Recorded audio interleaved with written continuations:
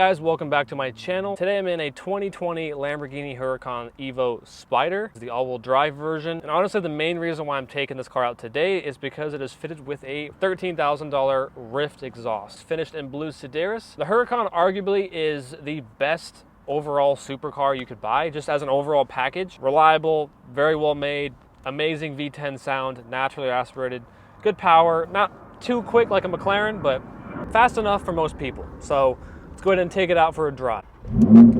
If you're not subscribed to my channel, please consider subscribing. If you'd like to see all my future supercar content, including plenty of car reviews to come. I am sort of on a time crunch today, so this will be a pretty quick review, but I did review a Huracan EVO Coupe about a year and a half ago, but just with this exhaust, I really wanted to take it out. I think it's just a catback exhaust, but it does sound a bit louder than stock. There's a lot more pops and bangs, a lot more Chicago-isms. Starting off in sport mode, honestly, not even gonna bother with Strata. We have a 5.2 liter naturally aspirated V10, 631 brake horsepower in the all-wheel drive version. Revs to 8,500 RPM. 0 to 60 happens in 2.7 seconds. Top speed is over 200 miles an hour. Lightning quick 7-speed dual clutch transmission.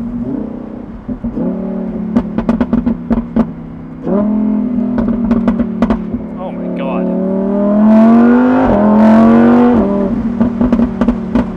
That.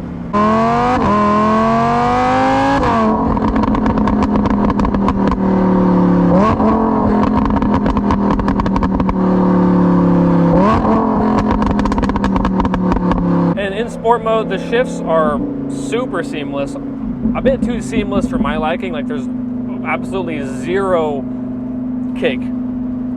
However, they save that for Corsa mode. Oh my God, that is really evil. The baby Lambos have always been such great cars. They're much easier to drive than the Aventador or the V12 cars as a whole. Because the ride ain't great. Lamborghini seats are also not great. They're some of the hardest seats. Like, you really fall into them pretty hard. The steering is insane. There's so minimal input needed. Electric power steering. This being the EVO, it does have all-wheel steering, which at low speeds, wheels turn in the opposite direction to help with maneuverability and doing U-turns and things like that. And at high speeds, they turn in the same direction to help with stability.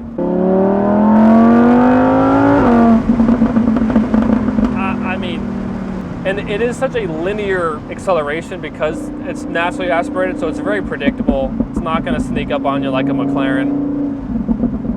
Honestly though, let's go straight into Corsa mode. Gear shifts are much more aggressive now.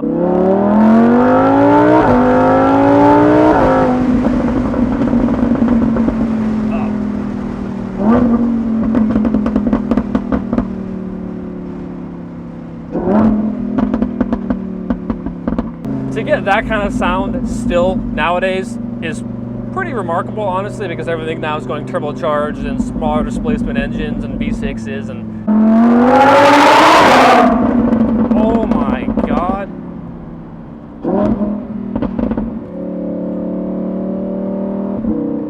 That was over so fast. It's such a joyous experience to have the top down. Like, this is how this car was meant to be experienced. I mean, is that too much?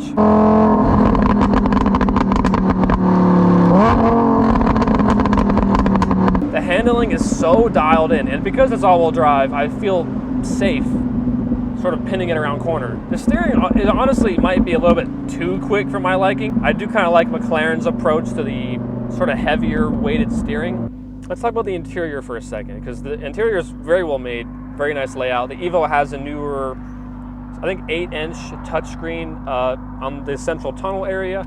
First gen did not have that. We have Apple CarPlay and some other nice features as well. I will say though, the convertibles are a bit tighter than the coupe, so I'm about 6'4", and it's pretty tight for me, to be honest. Knees are almost hitting the steering wheel. Seat barely goes back. You know, if you're 3 feet tall, you're good.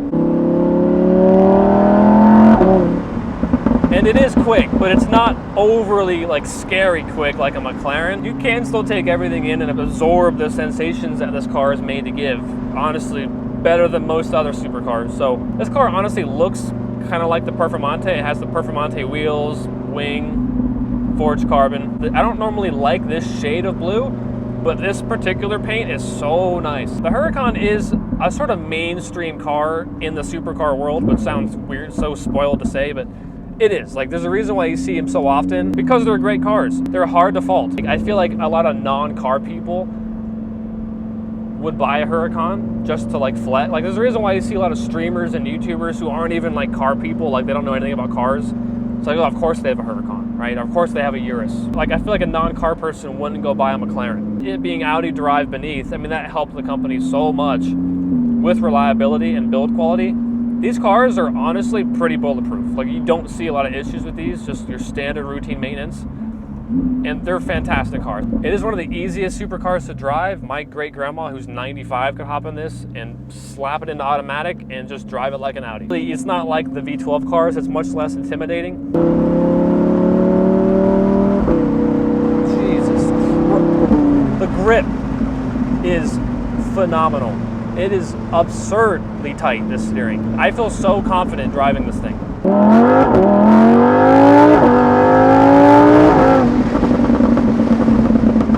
And you get so much attention too, like people, if you care about that sort of thing, right?